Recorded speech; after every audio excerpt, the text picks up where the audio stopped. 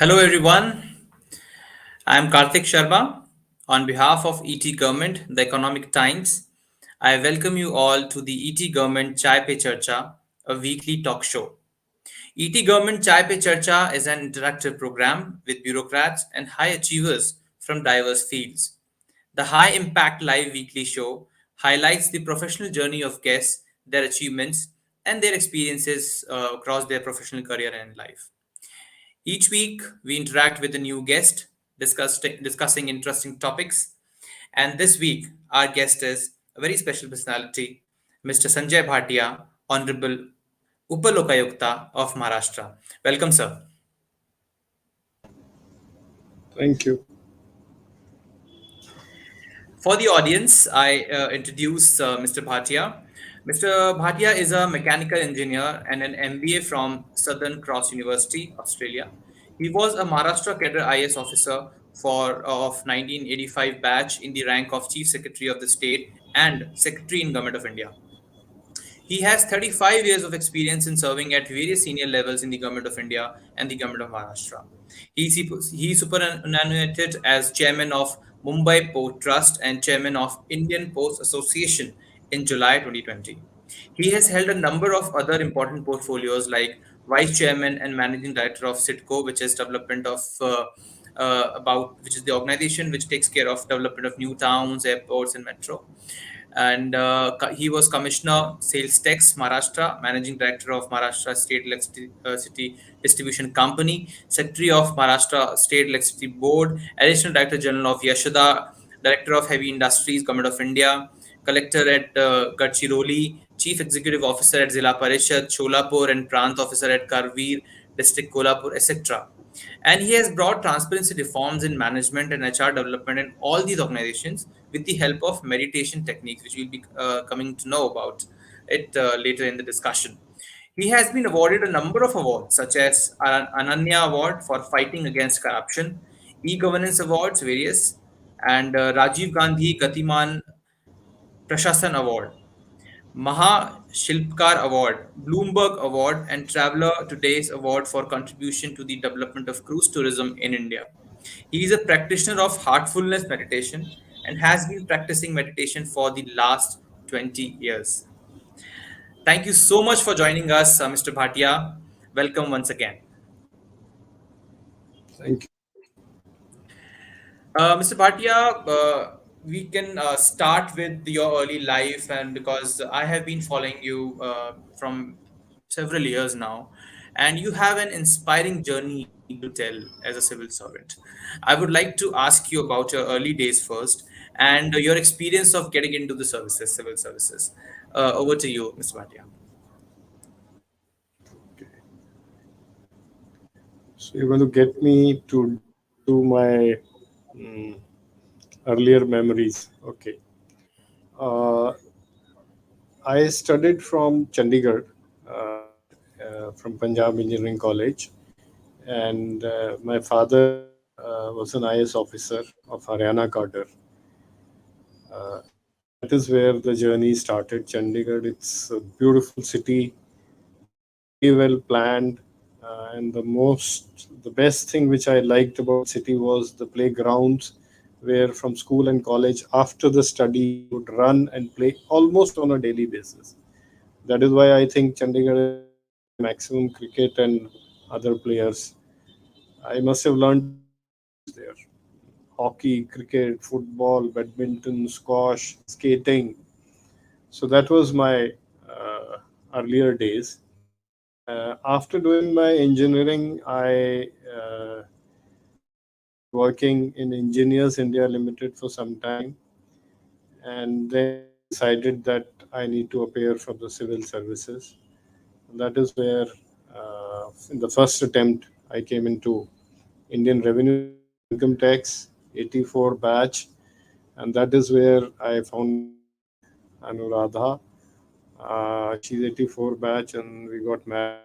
Appeared again and came into IS and got Maharashtra card. In North India, there is a tremendous about getting into the civil services and all that. So that is why that was my ambition. But I must tell you a small incident now that you've asked me about earlier days, because my father was an IS officer. So we were always short of money. And my ambition in life was originally to become very rich, so that there is no shortage of money. I don't have to hackle when I go to the sabji market the way my mother used to do, the sabji prices. So therefore, before doing engineering, I actually joined Merchant Navy. Went to Calcutta, DMET, stayed there for about a year. I thought I'll earn a lot of money in Merchant Navy. In fact, you guys are young, but the older generation out of you will remember that the maximum money a person in employment can earn at that time was in Merchant Navy. So I joined that. Some accident happened and I came back and then did my engineering. And later on, this ambition changed from money earning to uh, doing a lot of work and a variety of work. So that is how I went into the civil services. This option came, and I joined there.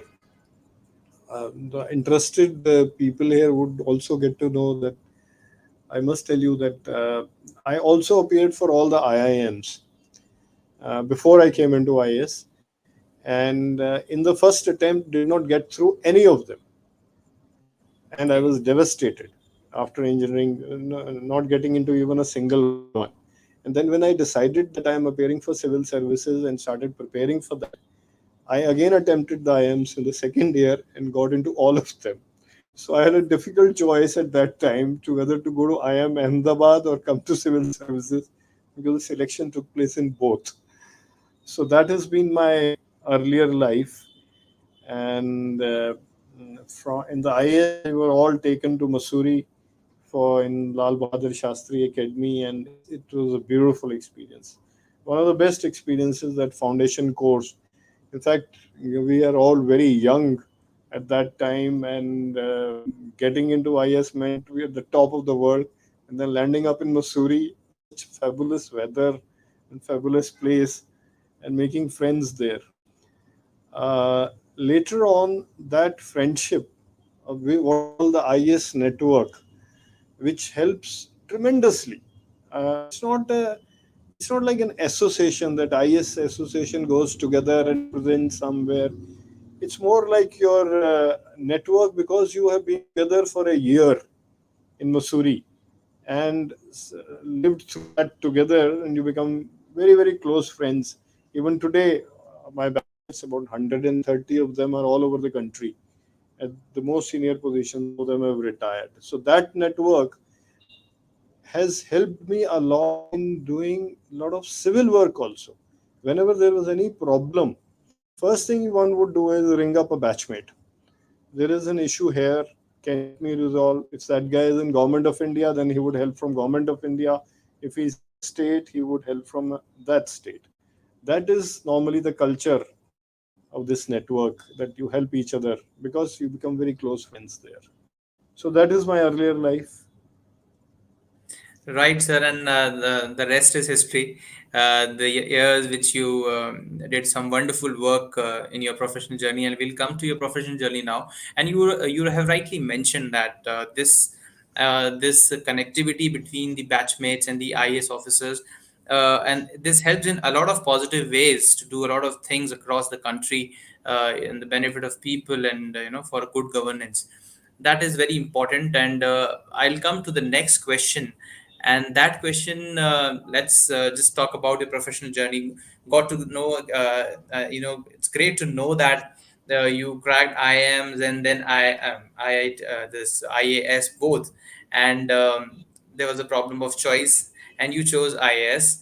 Good for the people of this country that you could work, for governing the various issues, and you have brought innovations with your work in civil services. We'll come to that, but I will just request you to share some of your experiences in various different sectors. As I mentioned in your introduction also, you have worked in various different sectors in your professional journey. So please tell us about some of the memorable experiences in your journey as a civil servant.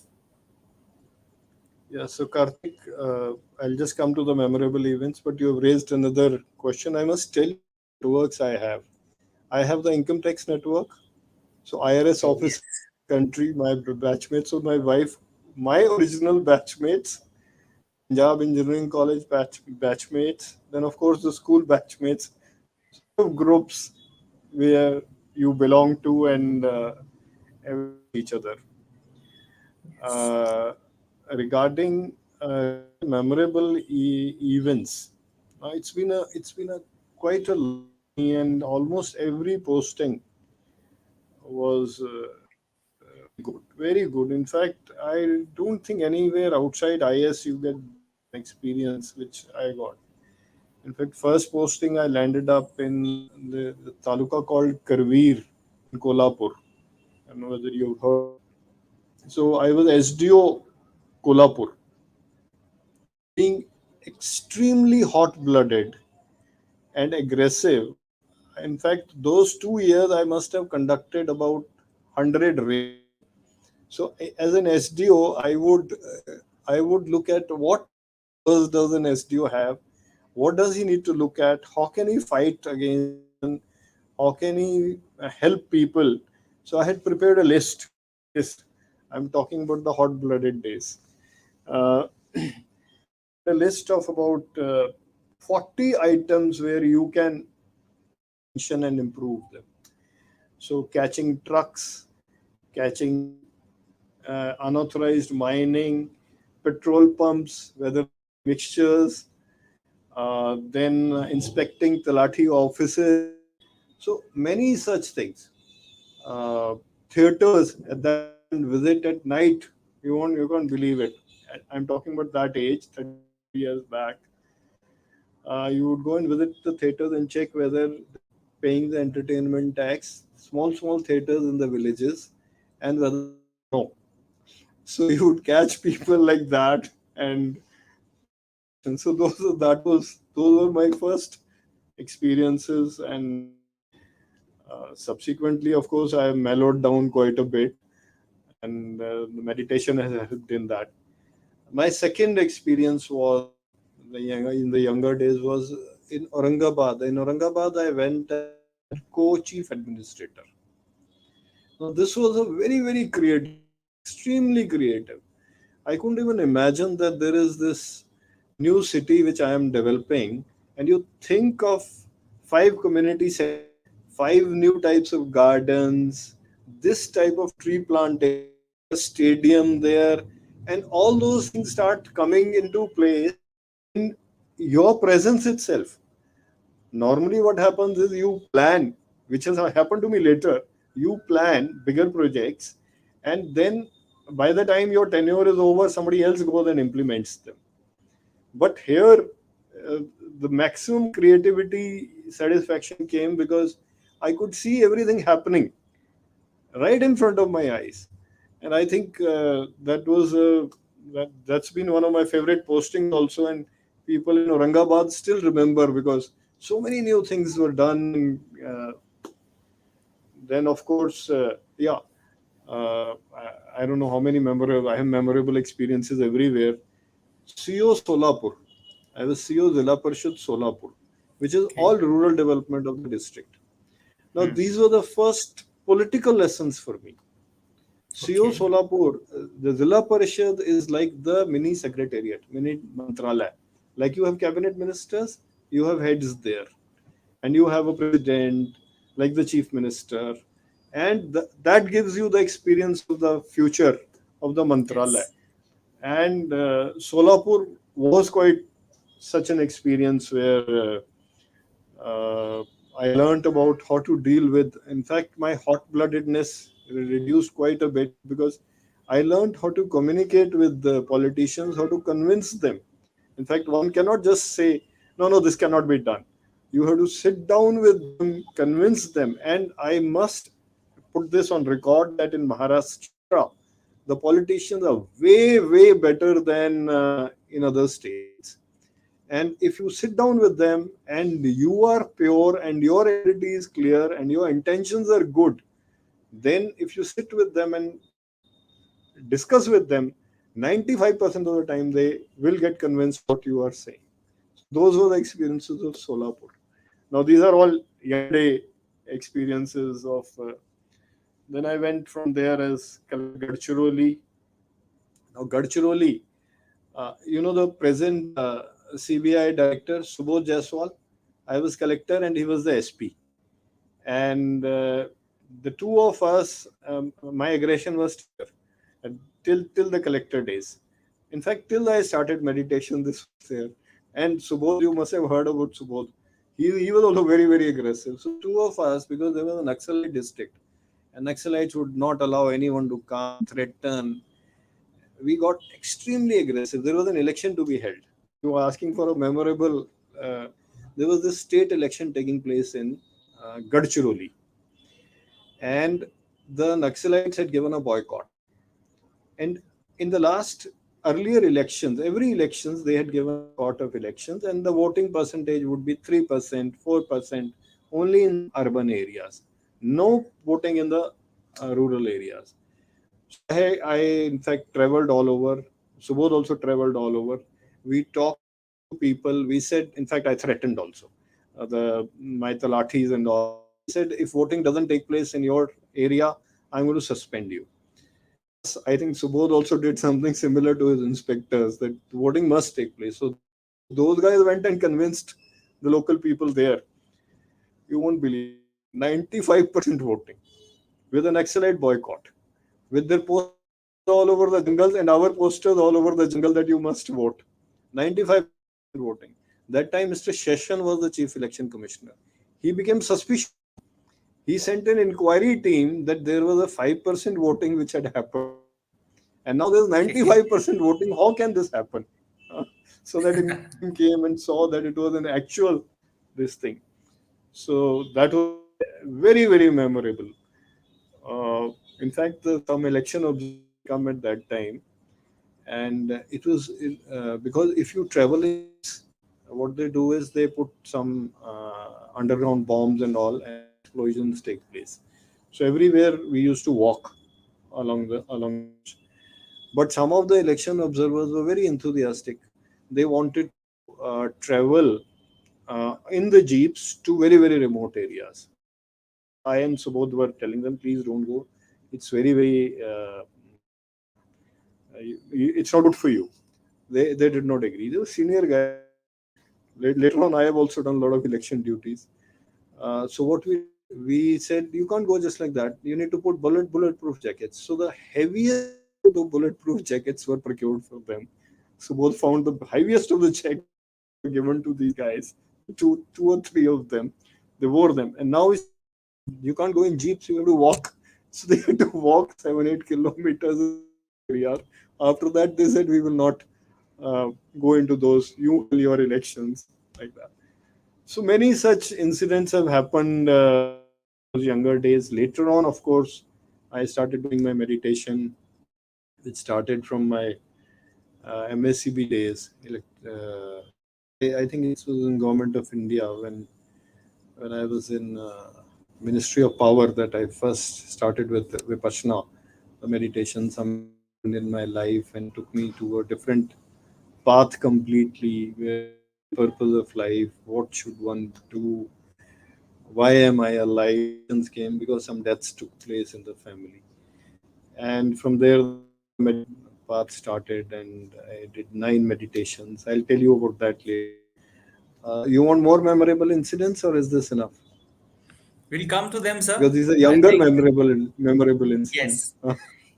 Yes, I think that's very right. And as many people say that being a collector is one of the most important moments of anybody's a civil servant's life. But I think I have got to know from various officers that as a Zilla Parishad CEO is also one of the very important experience for these officers. And yes, so because as you said that you get to know the system, firstly the rural perspective Mm. of governance and the whole mini mantralaya sort of experience you get, and Yeah. also got to it's great to know that even audience should know that it's not as rosy as it seems. It is an exciting job to be an IS, but it's not as easy as it looks from outside. The way the young officers work on ground, it's not that easy. That's great, sir. And I would like to know from you that you are known for doing governance innovations. You were in Mumbai Port Trust. As far as from when I know, when I started knowing you from Sitco, then to Mumbai Port Trust, I have seen you doing a lot of innovations. Whether you see in the ocean tourism, the cruises, and the port redevelopment.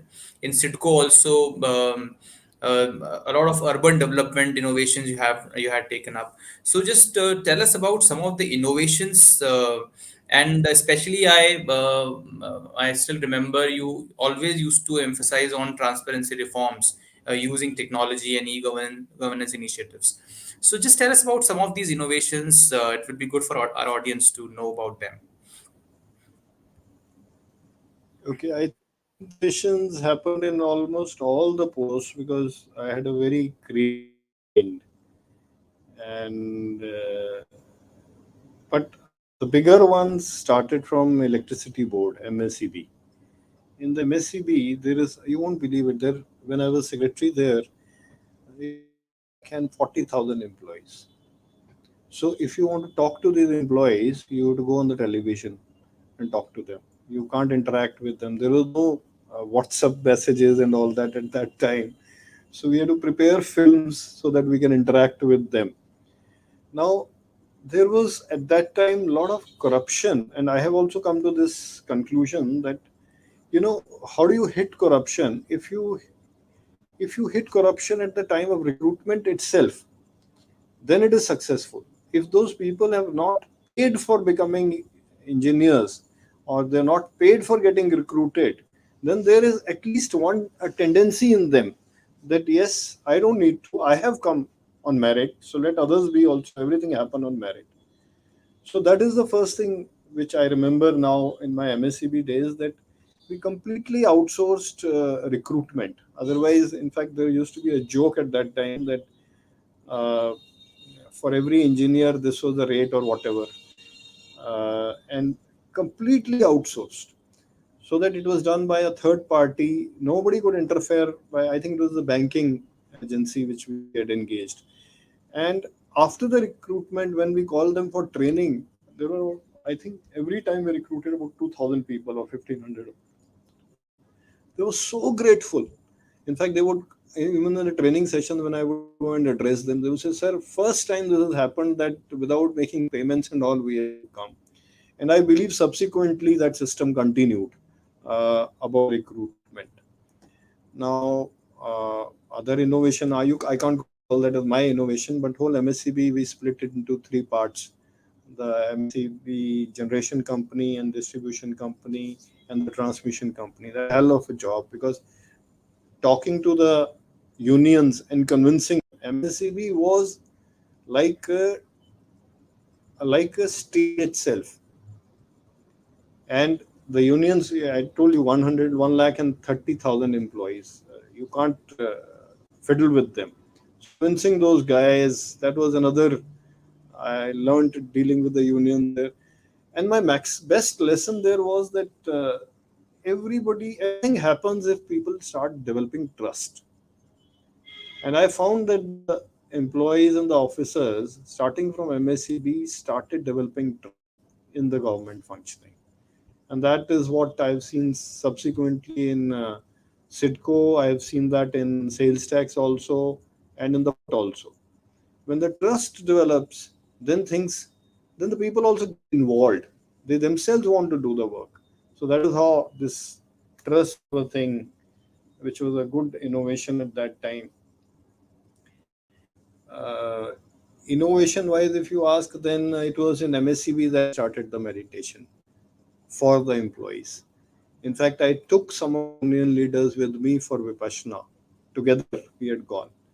And later on, they said, "My God, sir, it was very difficult." One of them told me, being quiet for 10 days and doing all that. In fact, one of them wanted to leave within 10 days. 4 5 days, but they continued.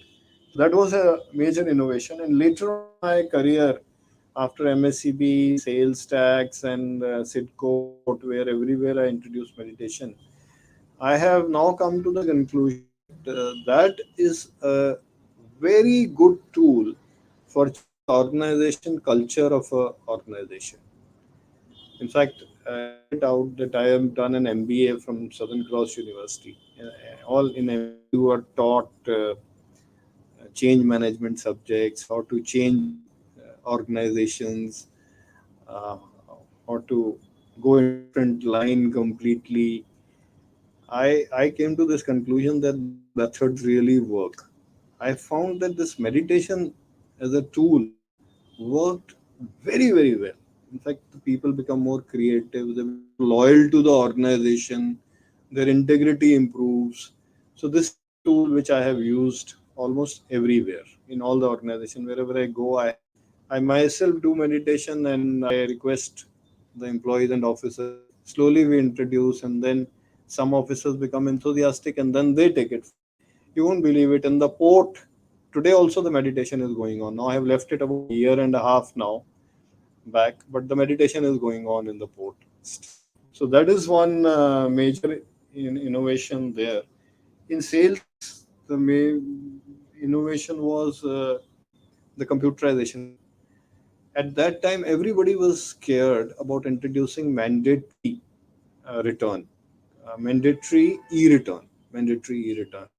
In fact, I would be told that how will people in Gadchiroli file a return? How will people in Bandara file a return, e-return? How can it be done and all that? I had come to this conclusion that this physical thing is not really working, and e-return is the only solution. At that time, Gujarat had already started doing something on that, but without making it mandatory, people will not do it. I had tremendous opposition in this while introducing this opposition, even from accountants, sales tax practitioners, but then formed a group of STPs, convinced them. Then we opened help desks in all the towns, all the town offices. Anybody who can't file, please come there and file a e-return. And we made it mandatory. First 1 or 2 months there was chaos, but after that it started working. And then after 3 4 months, now we have a help desk because people got used to it. Because in the private sector itself, it starts flourishing, and that helped us tremendously. And that is what paved the way for GST. I was in the main GST committee for 5 6 years, and mandatory e-return was the thing which really helped pave the way for GST subsequently. Other innovations, I brought a vigilance office in every location where I went. So a CVO post was created in Sidco, in tax, in port. Port, it was already there, and we got some senior IPS officers. Okay, one more thing in sales tax, which happened for the first time in the country. Uh, we started a economic intelligence unit in the sales tax where the return matched. We had already done electronic returns, but we would also get income tax, we would also get customs, we would get excise information. I'm talking about 10 lakh at that time. Now it's happening all over the country. They are still active to do that. But in Maharashtra, we had already started doing that by convincing income department with government of India. I interacted and they started giving this information. And the customs and excise department helped a lot in getting this done. This became like a pilot for the future economic intelligence, which is now everywhere it's getting together. Uh, in fact, we were the first ones in the country also to share. We had got some hawalas, and they were sharing with us, and all the details were with us. So, being an ex-income tax guy, I met my original batchmates of income tax, and they continued to work on those for nearly, and they circulated it all over the country. They worked on it for the next 3 4 years, and a lot of people were, a lot of tax found in that. So, like this transparency everywhere in Sidco, of course, was a different ball game completely. It was that new airport was to be done Yes, since yes. 1997. The states were not allowing the land to be taken because they did not trust Sidco.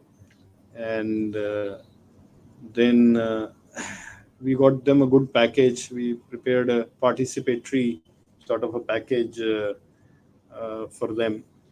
And again, I introduced meditation in the offices. Some of the PAPs also started doing meditation with us. And slowly, after a number of meetings, it did not happen in 2 3 months or something. It took me about a year and a half or 2 years probably before both sides started trusting each other. And then finally, by the time I left, I think 92 or 93% PAPs had surrendered their lands and the airport work had started. So these are some of the innovations. Then Nana project itself was another Yes, yes, SIDCO. yes. It's a 600 square kilometer area that was completely a brainstorming idea which happened in SIDCO at that time when I was there with the chief, with the planners and all. In fact, I used to call, you won't believe it, I used to call some of my IS colleagues like Manu Srivastav, Asim Gupta for brainstorming. And they would also brainstorm. Bhushan Gagrani, then Nitin Karir, they would also come and we would brainstorm on how this should happen. And then the new model was prepared and now it's taking shape. I understand that Nana model is going ahead with that. So cruise Sitco, of industry, course, number of innovations. being in Mumbai Port Trust, I think you actually uplifted the cruise industry and introduce a cruise tourism sort of thing. If you just tell us about something about that. Yeah, so in Mumbai port, Mumbai port itself is the richest land owner in Mumbai, and but otherwise one of the poorest ports in the country because all the cargo goes to JNPT. Very little less cargo comes to Mumbai port. So we wanted to do some innovation there. We said, okay, what is our USP here? So we said we also did a study of international ports, those ports in which seas had come around them. What had happened to those ports?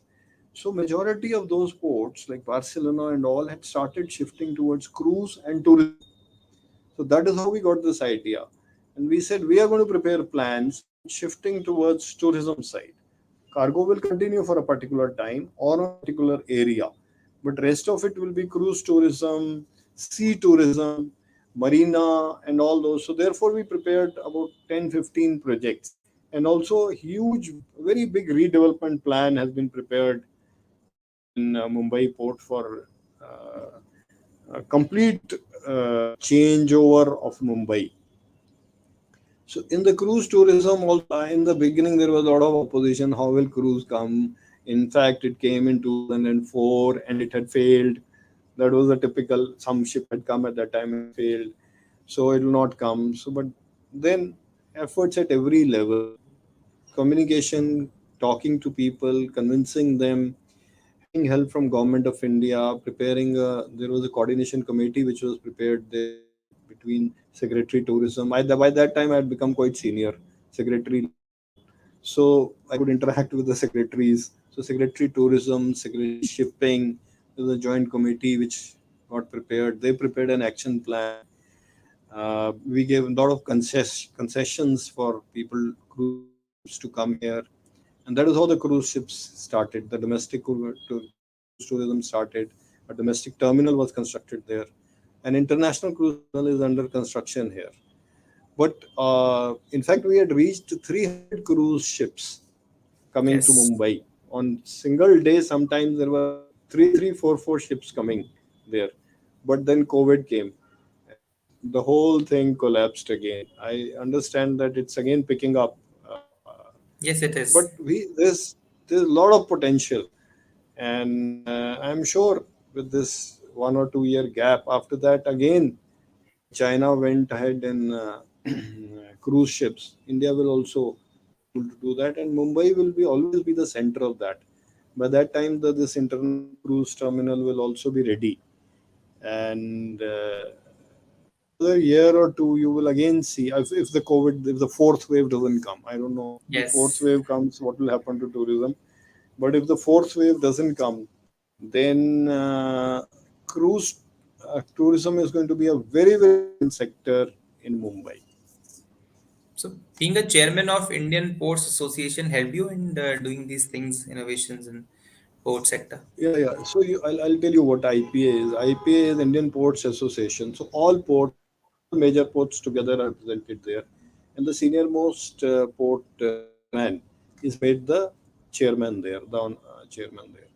But this is the backbone of the shipping ministry. All ideas, all brainstorm, all rules, all laws are first thrashed out in IPA.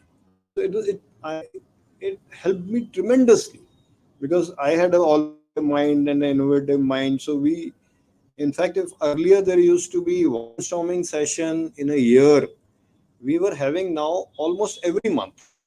All ports together, shipping secretary sitting, all of us sitting together preparing new laws, preparing this Authority Act, which is now become law, was thrashed out in IPA, Port Authority Act, and other laws also. Even the redevelopment plan of Mumbai was thrashed out there. Land disposal rules. So it did a lot being as chairman of IPA. Right. And sir, I will request you to share some of your experience in this current portfolio of being Lokayukta of Maharashtra, and how you are leveraging your experience of civil services in contributing to the nation through this responsibility of Lokayukta of Maharashtra. Okay, so this is a very different role.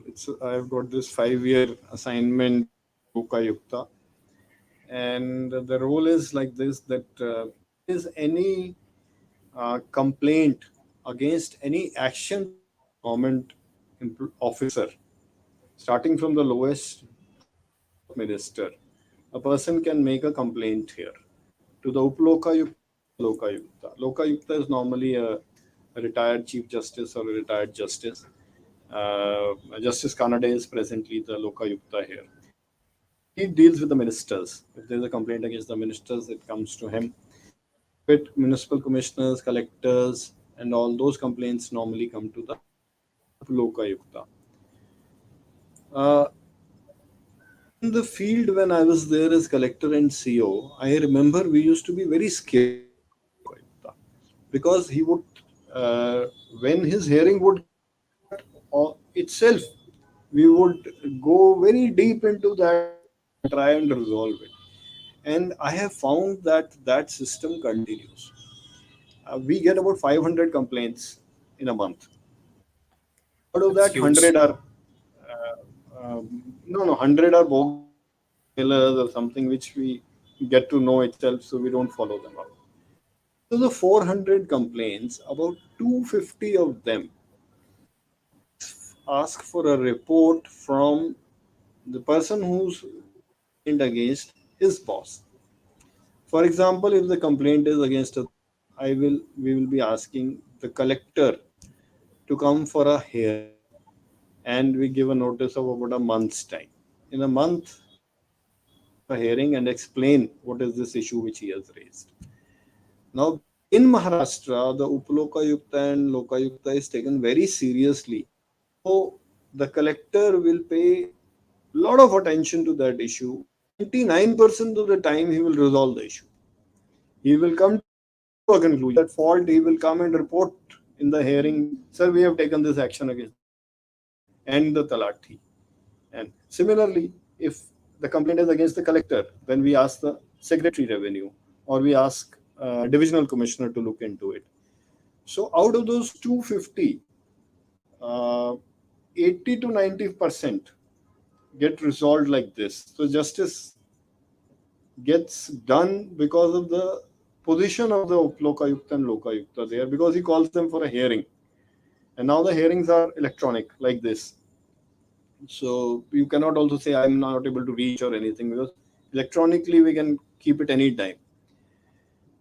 So that way I found this office very, very useful. What further I have done is, because during the COVID period hearings had to be electronic and virtual, so we have here also introduced complete electronic complaints.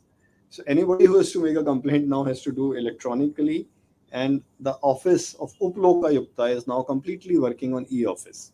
Every complaint comes to me processed here on e-office, and then the decision is here only. Communication also through email, through e-office. So that is the innovation which has been done here. I am, but now besides this, now more into my also the spiritual work. Whatever time I get, I am into doing meditation, trying to again still find the purpose of my life, which partly I am clear on. You remember I told you I did 9 meditations, and then I started doing heartfulness meditation, Sahaj Marg. I am also a teacher of that meditation now. I found that as a very good tool in the organizations also, but personally it has helped me a lot. Remember, I started with a very hot-blooded, aggressive guy. You won't find a more mature and mellowed down guy now, all because of meditation.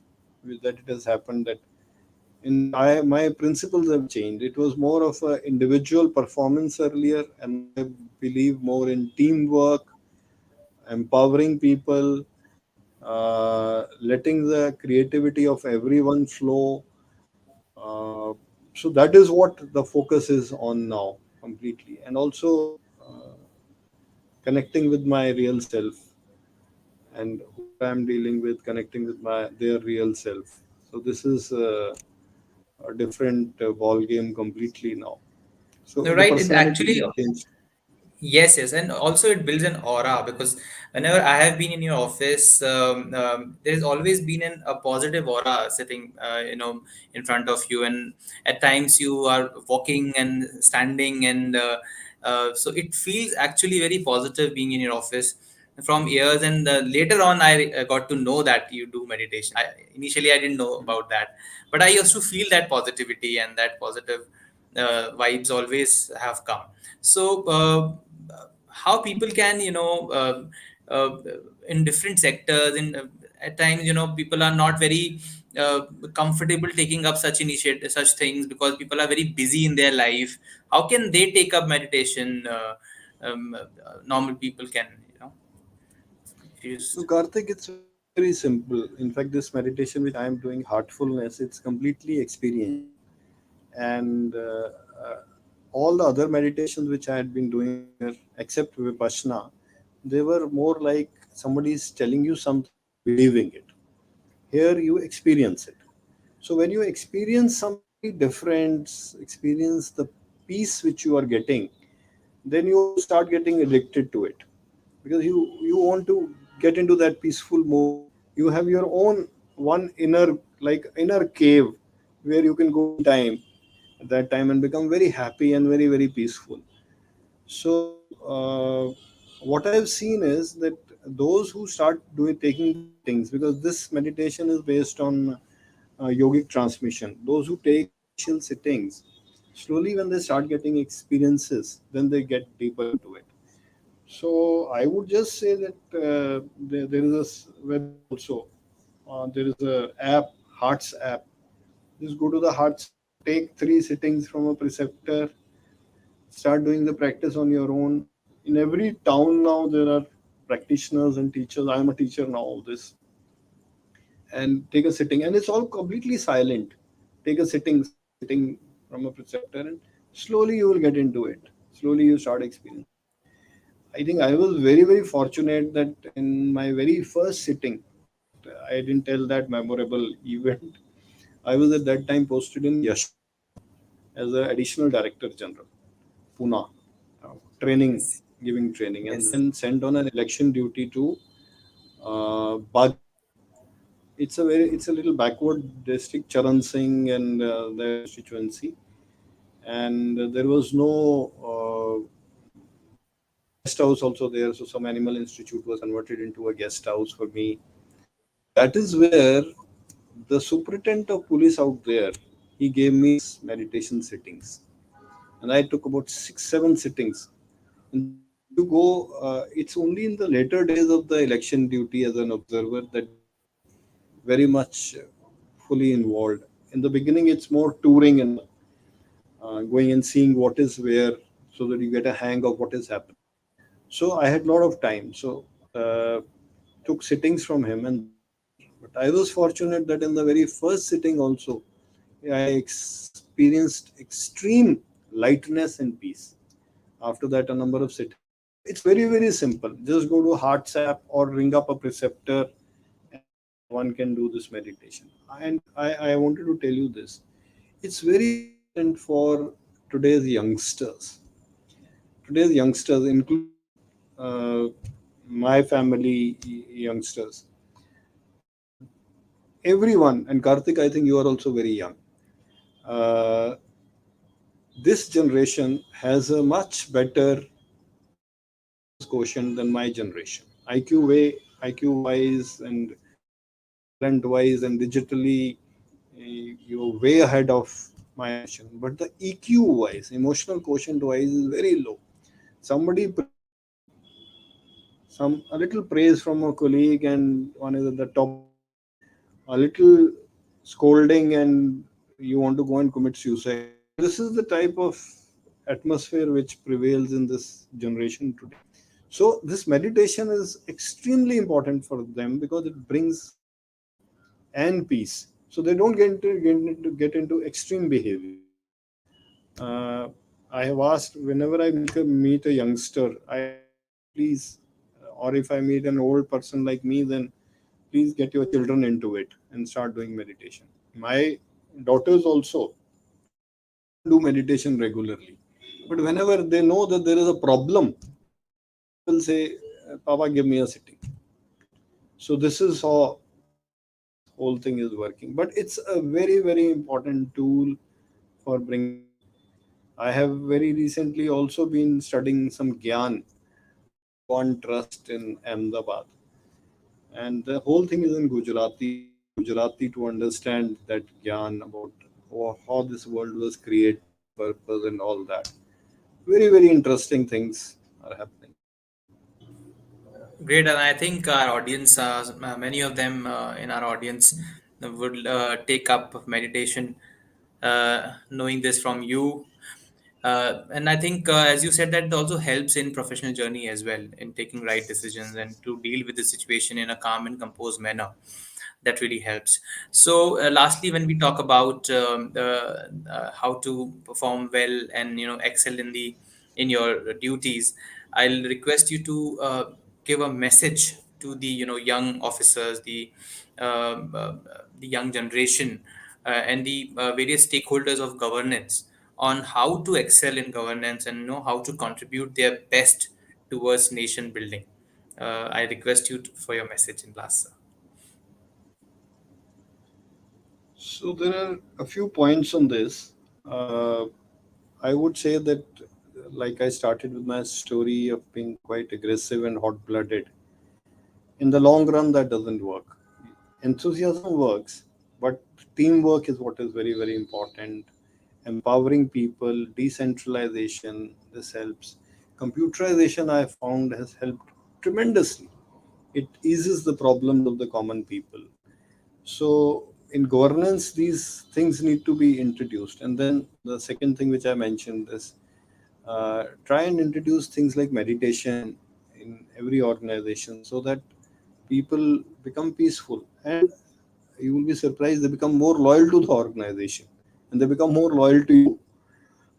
So that is the second thing which I would advocate needs to be done.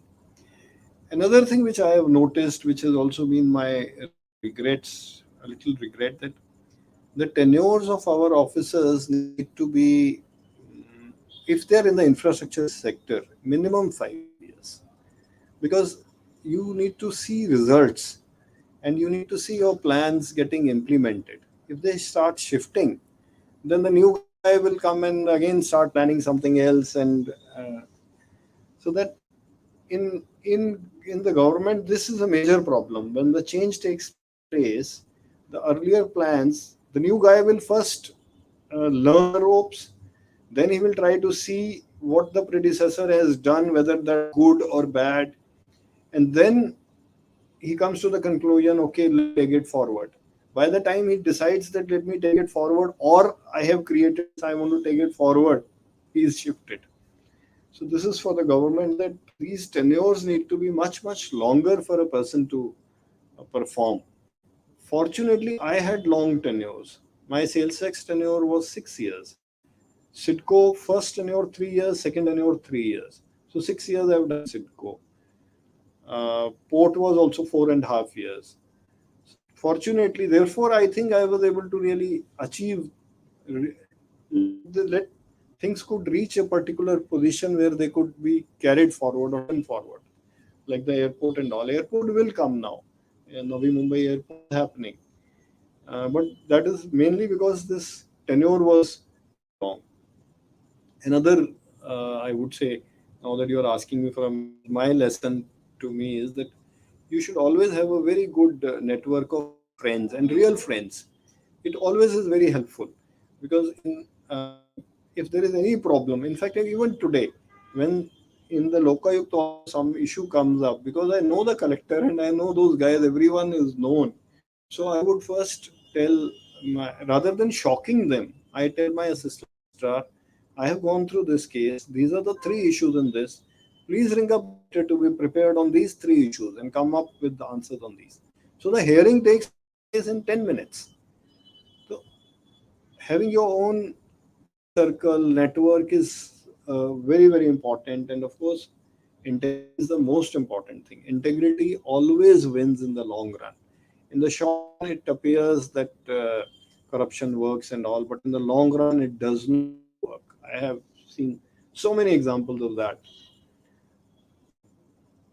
So be creative in whatever you're doing. Do it with a lot of enthusiasm. Do meditations. These are my messages of my 30 years of career. Thank you so much, sir. I think this is one very important lesson for longer, because you have seen the longer term, and for with your experiences, you are saying that in longer term, integrity matters a lot, and it's the key to success.